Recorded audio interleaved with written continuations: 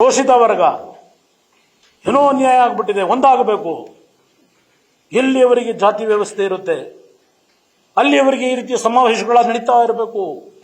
ಭಾಷಣ ಮಾಡಿದ್ದೀರಿ. ಒಬ್ಬ ಶೋಷಿತ ವರ್ಗದ ಮಹಿಳೆ ಬಿಜೆಪಿ ಆಡಳಿತದಲ್ಲಿ ನರೇಂದ್ರ ಮೋದಿ ಅವರು ಒಬ್ಬ ಸಾಮಾನ್ಯ ಕುಟುಂಬದ ಟ್ರಿಬ್ಯುನಲ್ ನಿಮ್ಮ ಟ್ರೈಬಲ್ ಪಂಗಡದಿಂದ ಬಂದಂತ ಹೆಣ್ಣು ಮಗಳನ್ನ ಇವತ್ತು ರಾಷ್ಟ್ರಪತಿ ಮಾಡಿದ್ರೆ ಭಾಷಣದಲ್ಲಿ ಏನು ಪದ ಬಳಸ್ತೀರಿ? ಒಬ್ಬ ರಾಷ್ಟ್ರಪತಿ ಬಗ್ಗೆ ವಿಷಾದ ಈಗ ವ್ಯಕ್ತಪಡಿಸ್ತೀರಿ, ಅದು ಶೋಷಿತ ವರ್ಗದ ಸಮಾವೇಶದಲ್ಲಿ ನಿಮ್ಮ ಪದ ಬಳಕೆ ಇರಲಿ. ಅದೆಲ್ಲ ಒಂದ್ ಕಡೆ ಶೋಷಿತ ವರ್ಗಗಳು ಒಂದಾಗಬೇಕು ಅಂತ ಮಾಡ್ತಾ ಇದ್ದೀರಲ್ಲ. 1984ಕ್ಕೆ ನೀವು ರಾಜಕಾರಣಕ್ಕೆ ಬಂದ್ರಿ. ಕನ್ನಡ ಕಾವಲು ಸಮಿತಿ ಅಧ್ಯಕ್ಷರಾದ್ರಿ ಪ್ರಥಮವಾಗಿ. ನಂತರ ಅದೆಂತೂ ಅನಿಮಲ್ ಹಸ್ಬೆಂಡ್ರಿ ಮಂತ್ರಿಗಳಾದ್ರಿ. 89 ಮಂತ್ರಿಗಳಿದ್ರಿ. 89ರಲ್ಲಿ ಸೋತ್ರಿ. ನಾವು ಸೋತು ನೀವು ಸೋತಿದ್ವು. ಮತ್ 94ಕ್ಕೆ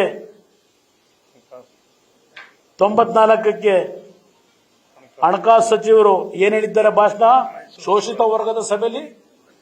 ಅಯ್ಯೋ, ಒಬ್ಬ ಕುರಿಕಾಯರ ಮಗ ಮುಖ್ಯಮಂತ್ರಿ ಆದ ಅಂತ ಹೇಳಿ 14 ಬಾರಿ ಬಜೆಟ್ ಮಂಡನೆ ಮಾಡಿಬಿಟ್ಟ ಅಂತ ಹೇಳಿ ವಿಷಾಕಾರ್ತಾರೆ ನನ್ನ ಮೇಲೆ. ಕುರಿಕಾಯನ ಮಗನಿಗೂ ಈ ದೇಶದಲ್ಲಿ, ಈ ರಾಜ್ಯದಲ್ಲಿ ಆರ್ಥಿಕ ಸಚಿವನಾಗಿ ಕೆಲಸ ಮಾಡತಕ್ಕಂಥ ಶಕ್ತಿ ಇದೆ ಅಂತಕ್ಕಂಥದ್ದನ್ನ ನಿರೂಪಿಸಬೇಕು ಅಂತಲೇ ಸನ್ಮಾನ್ಯ ದೇವೇಗೌಡರವತ್ತು ನಿಮ್ಮನ್ನ ಆರ್ಥಿಕ ಸಚಿವರನ್ನು ಮಾಡಿದ್ರು. ನೀವೇನ್ ಕೇಳಿದ್ರ ಆರ್ಥಿಕ ಸಚಿವರು ಮಾಡಿ ಅಂತ? ಎಲ್ಲರನ್ನೂ ವಿರೋಧ ಮಾಡ್ಕೊಂಡು ಮಾಡಿದ್ರು ಆರ್ಥಿಕ ಸಚಿವರನ್ನ. ಅಯ್ಯೋ, ಕುರುಬ ಸಮಾಜದಿಂದ ಬಂದಂತವನು 14 ಬಜೆಟ್ ಕೊಟ್ಬಿಟ್ಟ, ಸಹಿಸ್ಲಿಲ್ಲ. ಮುಖ್ಯಮಂತ್ರಿ ಆಗ್ಬಿಟ್ಟ, ಸಹಿಸ್ಲಿಲ್ಲ.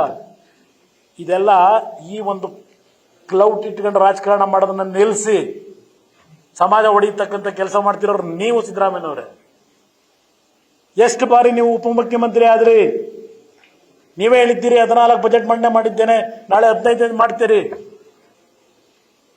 ಎಷ್ಟು ವರ್ಷ ವಿರೋಧ ಪಕ್ಷದ ನಾಯಕರಾಗಿದ್ರಿ ಈ ನಿಮ್ಮ 40 ವರ್ಷದ ರಾಜಕೀಯದಲ್ಲಿ?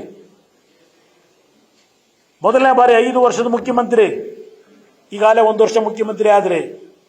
ನಿಮ್ಮನ್ನು ಯಾರು ಹಿಡ್ಕೊಂಡಿದ್ರು? ಶೋಷಿತ ವರ್ಗದ ಕುಟುಂಬಗಳಿಗಾಗಿರ್ತಕ್ಕಂಥ ಅನ್ಯಾಯವನ್ನು ಸರಿಪಡಿಸಬೇಡಿ ಅಂತ ಹೇಳಿ ಈ 30 ವರ್ಷದಲ್ಲಿ ನಿಮ್ಗೆ ಯಾರು ಅಡಚಣೆ ಮಾಡಿದ್ರು ಹೇಳಿ? ಆಗಿದ್ರೆ ಎಲ್ಲಿಯವರೆಗೆ ಜಾತಿ ಇರುತ್ತೆ ಅಲ್ಲಿಯವರೆಗೆ ಸಮಾವೇಶಗಳು ನಡೆಯಬೇಕು. ಮತ್ತೆ ಇನ್ಯಾವಾಗ ನೀವು ಜಾತಿ ವ್ಯವಸ್ಥೆ ಮುಗಿಸ್ತೀರಿ? ನಮ್ಮನ್ನ ಜಾತ್ಯತೀತವಾದ ಅಂತ ಹೇಳ್ಕೊಂಡು JDS ಅಂತೀರಿ, ಕೋಮುವಾದಿಗಳ ಜೊತೆ ಸೇರ್ಬಿಟ್ಟಿದ್ದೀರಿ. ನೀವು ಪ್ರತಿನಿತ್ಯ ಮಾಡ್ತಿರೋದೇ ಜಾತಿ ರಾಜಕೀಯ. ಪ್ರತಿನಿತ್ಯ ಮಾಡ್ತಿರೋದೇ ಜಾತಿ ರಾಜಕೀಯ. ನೀವು ಶೋಷಿತ ವರ್ಗಗಳ ಬಗ್ಗೆ ಈಗ ಕಣ್ತೆರೀತದೆಯಾ? ಈ ರಾಜ್ಯದಲ್ಲಿ ಮೀಸಲಾತಿ ವ್ಯವಸ್ಥೆ ಬಂತಲ್ಲ ಸಿದ್ದರಾಮಯ್ಯನವರೇ? ಹೌದು, ಒಕ್ಕಲಿಗರಿಗೆ 4% ಮೀಸಲಾತಿ ಕೊಟ್ಟಿದ್ದಾರೆ. ವೀರಶೈವ ಸಮಾಜಕ್ಕೆ 5% ಮೀಸಲಾತಿ ಇದೆ. ಮುಸ್ಲಿಂ ಸಮಾಜಕ್ಕೆ 4% ಮೀಸಲಾತಿ ಇದೆ. 15% ಮೀಸಲಾತಿ ಕೊಟ್ಟಂತ ಎಷ್ಟಿದ್ದಾವೆ ಜಾತಿಗಳು? 102 ಜಾತಿಗಳಿದ್ದಾವೆ. 2A ನಲ್ಲಿ 15% ಮೀಸಲಾತಿ ಕೊಟ್ಟಿದ್ದಾರೆ.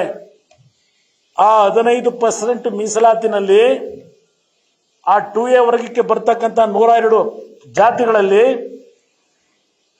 ಯಾವ್ಯಾವ ವರ್ಗದ ಯಾವ ಜಾತಿಯವರಿಗೆ ಸರ್ಕಾರದ ಶಿಕ್ಷಣ ಇಲಾಖೆಯಲ್ಲಿ ಪ್ರವೇಶ ದೊರಕಿದೆ, ಸರ್ಕಾರದ ಅಧಿಕಾರಿ ಹುದ್ದೆಗಳು ಎಷ್ಟು ಜನಕ್ಕೆ ಸಿಕ್ಕಿದೆ, ಆ 2A ನಲ್ಲಿ ಯಾವ ಸಮಾಜಕ್ಕೆ ಇಡ್ತೀರ ಅಂಕಿಅಂಶನ? ಆ ವರ್ಗಗಳಿಗೆ ಅನ್ಯಾಯ ಆಗಿರೋದು ಯಾರಿಂದ? ನಾವು ಅನ್ಯಾಯ ಮಾಡಿದೀವ? 15% ಕೊಟ್ಟಿದ್ದಾರೆ 2Aಗೆ. 103 ಜಾತಿ ಇದೆ, 102 ಜಾತಿ. ಏನಲ್ಲಿ ಕೂರಿಸ್ಕೊಂಡೀಗ ಮಾಡ್ತಾ ಇದ್ದೀರಲ್ಲ. ಚರ್ಚೆಗೆ ಸಿದ್ಧ ಇದ್ದೇವೆ. ಯಾರಿಂದ ಇವತ್ತು ಶೋಷಿತ ವರ್ಗಕ್ಕೆ ಅನ್ಯಾಯ ಆಗಿದೆ? ಯಾರು ಮಾಡಿದ್ದಾರೆ ಅನ್ಯಾಯ? ಚರ್ಚೆ ಮಾಡೋಣ. ಲೋಕಸಭೆಗೆ ಮತ ಪಡೀಲಿಕ್ಕೆ ಈ ಸಮಾವೇಶ ಮಾಡಿಕೊಂಡು ಅಲ್ಲಿ ವಿರಾವೇಶದ ಭಾಷಣ, ಕಾಂತರಾಜು ವರದಿ ಹಿಡ್ಕೊಂಡು ಭಾಷಣ ಮಾಡ್ತಾ ಇದೆ ಪ್ರತಿನಿತ್ಯ. 1 ವರ್ಷ ಆಯ್ತಾ ಬಂತೀಗ ಅಧಿಕಾರಕ್ಕೆ ಬಂದು? ಕುಮಾರಸ್ವಾಮಿ ತಗೊಳ್ಳಿಲ್ಲ, ಬಸವರಾಜ ಬೊಮ್ಮಾಯಿ ತಗೊಳ್ಳಿಲ್ಲ, ಸ್ವೀಕಾರ ಮಾಡಲಿಲ್ಲ. ಯಡಿಯೂರಪ್ಪ ಸ್ವೀಕಾರ ಮಾಡಲಿಲ್ಲ, ಹೇಳಿದ್ದೀರಿ. ಹಾಗಿದ್ರೆ ಕಾಂತರಾಜು ಹೊರಗೆ ಸಿದ್ಧ ಆಗಿದ್ರೆ ನಮ್ಮ ಕಾಲದಲ್ಲಿ ನಾವು ತಗೊಳ್ಳಿಲ್ಲ ಅಂತಲೇ ಇಟ್ಕೊಳ್ಳೋಣ. ಆಗಿದ್ರೆ ಈ 1 ವರ್ಷದಿಂದ ನೀವ್ಯಾಕೆ ತಗೊಳ್ಳಿಲ್ಲ? ಇನ್ನು ದಿನ ತಗೋತೀನಿ ಸ್ವೀಕಾರ ಮಾಡ್ತೀನಿ. ಅಲ್ಲಿ ತರಾವ್ ಮಾಡಿದಿರಿ ಸ್ವೀಕಾರ ಮಾಡಬೇಕು ಅಂತೇಳಿ ಎಲ್ಲರೂ ಕೂರಿಸ್ಕೊಂಡು. ಯಾವ ಆಧಾರದ ಮೇಲೆ ಮಾಡ್ತೀರಿ ನೀವು ವರದಿ ಕೊಡ್ಲಿಕ್ಕೆ? ಹಿಂದುಳಿದ ವರ್ಗಗಳ ಆಯೋಗ ಮಾಡಿದಿರಲ್ಲ, ಹಲವಾರು ನ್ಯೂನತೆಗಳಿದೆ ಅಂತೇಳಿ ನಾನು ಹೇಳ್ತಿಲ್ಲ, ನಿಮ್ಮ ಪಕ್ಷದಲ್ಲಿರ್ತಕ್ಕಂಥವ್ರು ಹೇಳ್ತಾ ಇದ್ದಾರೆ.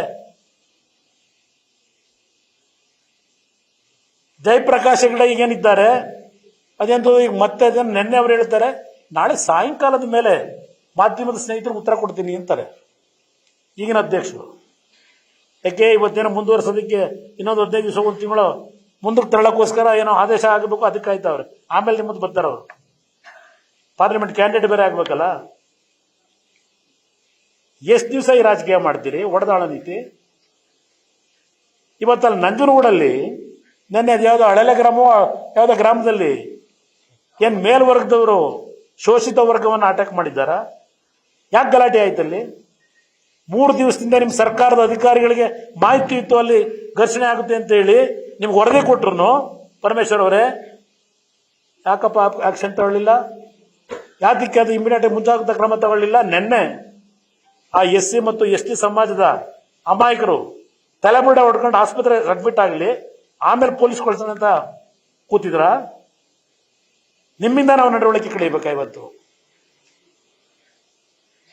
ಎಷ್ಟು ದಿನ ಈ ರಾಜಕೀಯ ಮಾಡ್ತೀರಿ ಹೇಳಿ? ಇವತ್ತು 2A ನಲ್ಲಿ 15% ಮೀಸಲಾತಿ ಇಟ್ಟಿದ್ರಲ್ಲ, ಆ ಶೋಷಿತ ಒಂದು ವರ್ಗದಲ್ಲಿ ಬರ್ತಕ್ಕಂಥ ಜನರಿಗೆ ಎಷ್ಟೆಷ್ಟು ನ್ಯಾಯ ಕೊಡಿಸ್ಲಿಕ್ಕೆ ಹೋರಾಟ ಮಾಡಿದ್ರಿ ಹೇಳಿ? ಸತ್ಯ ಹೇಳಿ ಜನಗಳ ಮುಂದೆ. ನಾವು ಎಷ್ಟು ದಿವಸ ಅಂತ ಸಹಿಸ್ಕೋಬೇಕಿದೆ ಅಲ್ಲ? ಪಾಪ ಇವ್ರು ಮುಖ್ಯಮಂತ್ರಿ ಆಗಿದ್ದು ಸಹಿಸ್ಲಿಲ್ವಂತೆ, ಅನುಭವಿಸಿದೀವಿ, ಗೊತ್ತಿದೆ ನನಗೆ. ಏನೇನು ಅನುಭವಿಸಿದೀವಿ ನಮಗೆ ಗೊತ್ತಿದೆ. ಈ ರೀತಿಯ ರಾಜಕಾರಣ ನಿಲ್ಲಿಸಿ ಸಮಾಜ ಒಡೆಯ ಕೆಲಸ ಬಿಟ್ಟು ಅಧಿಕಾರ ಸರಿಯಾಗಿ ನಡೆಸ್ಕೊಳ್ಳಿ. ಎಷ್ಟು ದಿನ ಸುಳ್ಳು ಹೇಳ್ಕೊಂಡು ತಿರುಗ್ತೀರಿ? ದೇವರಾಜ ಅರಸು ಅವ್ರಿಗೆ ಈಗ ಭಾರತ ರತ್ನ ಕೊಡ್ಬೇಕಂತೆ. ಪಾಪ ನಮ್ಮ ಉಪಮುಖ್ಯಮಂತ್ರಿಗಳು ಈಗ ರೆಕಮೆಂಡ್ ಮಾಡ್ತಾವ್ರೆ. ಯಾರಪ್ಪ ದೇವರಾಜ ಅರಸನ್ನ ಜೀವನ ಹಾಳು ಮಾಡಿದ್ದು? ನಿಮ್ ಕಾಂಗ್ರೆಸ್ನ ಆದಿನಾಯಕಿಗೆ ಮರುಜನ್ಮ ಕೊಟ್ಟಂತ ಈ ರಾಜ್ಯದ ಜನತೆ, ಈ ಜನತೆ ವಿಶ್ವಾಸಕ್ಕೆ ತೆಗೆದುಕೊಂಡಂತ ಒಬ್ಬ ಹಿಂದುಳಿದ ನಾಯಕ ದೇವರಾಜ ಅರಸು ರಾಜಕಾರಣನ ಸಮಾಪ್ತಿ ಮಾಡಿದ್ದು ನಿಮ್ಮ ಕಾಂಗ್ರೆಸ್ ಪಕ್ಷ, ದೇವೇಗೌಡರದಿರ್ಲಿ. ಈಗ ಭಾರತ ರತ್ನ ಕೊಡಬೇಕಂತ. ಅವತ್ತು ದೇವರಾಜ ಅರಸಿಗೆ ಅಂತ ಒಂದು ಬ್ಯಾಕ್ ಸ್ಟ್ಯಾಬ್ ಆಯ್ತಲ್ಲ, ಆಗೆಲ್ಲ ಹೋಗಿದ್ರಪ್ಪ ಎಲ್ಲ ನೀವು ದೇವರಾಜ ಅರಸು ಉಳಿಸಕ್ಕೆ? ಈಗ ಪಾಪ ಭಾವಚಿತ್ರ ಇಟ್ಟು ಏನೋ ನಯಾವೀಯತೆಯಿಂದ ಈಗ ನಮಸ್ಕಾರ ಮಾಡ್ತೇನೆ. ಅಂಬೇಡ್ಕರ್ ಸೋಲಿಸಿದ್ದು ಅವೆಲ್ಲ ಇತಿಹಾಸದ ಬರೀ ಬಹಳ. ಇವರು ನಮಗೆ ಹೇಳ್ತಾರೆ. ಯಾತಕ್ಕೆ ನಾನು ನಿಮಗೊಂದು ಹೇಳ್ತೀನಿ ಕೇಳಿ. ಯಾವ ನಿತೀಶ್ ಕುಮಾರ್ ಮೊನ್ನೆ ಹೋದ್ರಲ್ಲ, ನಿನ್ನೆ 9ನೇ ಬಾರಿ ಮುಖ್ಯಮಂತ್ರಿಯಾಗಿ ಪ್ರಮಾಣ ವಚನ ದಾಖಲೆ, ಬಹುಶಃ ದೇಶದ ಇತಿಹಾಸದಲ್ಲಿ 9ನೇ ಬಾರಿ ಮುಖ್ಯಮಂತ್ರಿಯಾಗಿ ಪ್ರಮಾಣ ವಚನ ತಗೊಂಡ್ರು ನಿನ್ನೆ. ಸಿದ್ದರಾಮಯ್ಯನವರೇ, ಕುಮಾರಸ್ವಾಮಿ ಬಗ್ಗೆ ಚರ್ಚೆ ಮಾಡ್ತೀರಿ. ದೇವೇಗೌಡರ ಸಿದ್ಧಾಂತ ಎಲ್ಲ ಮಣ್ಣುಪಾಲ ಮಾಡ್ಬಿಟ್ಟ ಕುಮಾರಸ್ವಾಮಿ ಸ್ವಾರ್ಥಕ್ಕೆ ಅಂತ ಹೇಳ್ತಾ ಇದ್ದೀರಿ. ಆಡಳಿತ ನಡೆಸಕ್ ಬರಲಿಲ್ಲ ಕುಮಾರಸ್ವಾಮಿಗೆ ಅಂತ ಹೇಳ್ತಾ ಇದ್ದೀರಿ. ಇದೇ ನರೇಂದ್ರ ಮೋದಿ ಅವರು ನನ್ನನ್ನು ಯಾವ JDS ಪಕ್ಷನ ಬಿ ಟೀಮ್ ಅಂತೇಳಿ ತಮಟೆ ಹೊಡ್ಕೊಂಬಂದ್ರಿ. ಅಂತ ಸಂದರ್ಭದಲ್ಲಿ ದೇವೇಗೌಡರಿಗೋಸ್ಕರವಾಗಿ ಮತ್ತೆ ನಿಮಗೆ ನಾವು ತಲೆ ಕೊಟ್ಟವಲ್ಲ. ನಾನು ಆಡಳಿತ ನಡೆಸಲಿಕ್ಕೆ ಅಸಮರ್ಥನಾಗಿ ನನ್ನ ಆಡಳಿತ ಹೋಗಿದ್ದಲ್ಲ. ನಿಮ್ಮ ನಡವಳಿಕೆಗಳೆಲ್ಲ ಸಿದ್ಧವೊಂದಲ್ಲಿ ಏನೇನು ಮಾಡಿದ್ರಿ ಇತಿಹಾಸ ಇದೆ, ಇಟ್ಕೊಳ್ಳಿ. ನನಗೇನು ಆಡಳಿತ ಹೋಯ್ತು. ನಾವು ನ್ಯೂಸ್ ಫಸ್ಟ್ ನಿರ್ಭೀತಿಯಿಂದ ನಿಮ್ಮ ಪರವಾಗಿ.